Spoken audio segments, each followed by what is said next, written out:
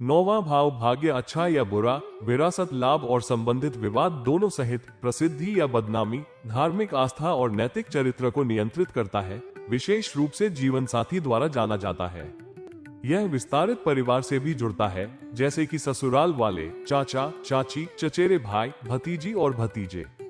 हालांकि चंद्रमा यहाँ अपने लगातार बदलते स्वभाव, बढ़ते और घटते के कारण कम प्रभावशाली होता है।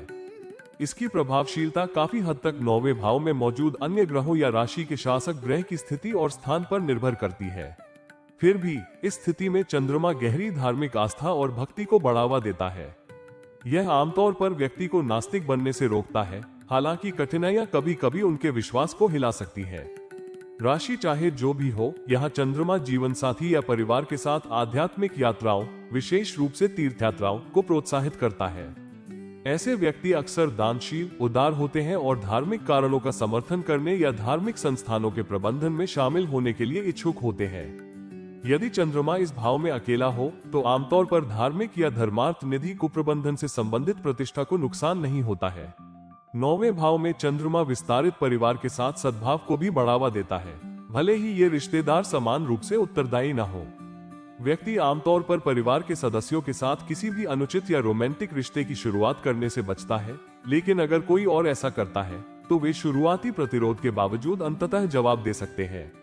यदि यह किसी अवैध संबंध की ओर ले जाता है तो इसे छिपाने के प्रयासों के बावजूद यह आमतौर पर सार्वजनिक हो जाता है।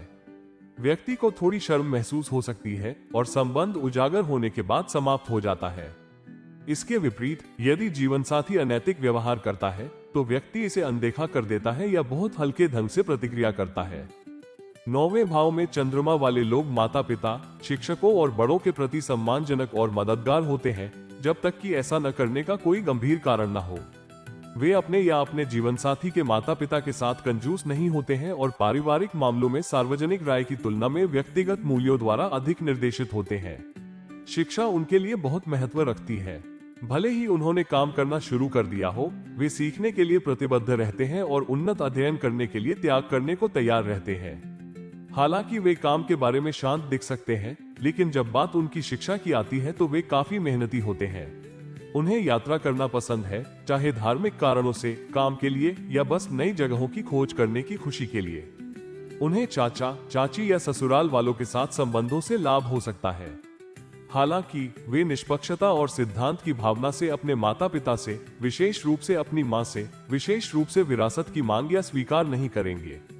यहाँ तक कि अगर उन्हें प्रस्ताव दिया जाता है तो वे आमतौर पर सम्मान के साथ इस तरह के पक्षपात को अस्वीकार कर देते हैं।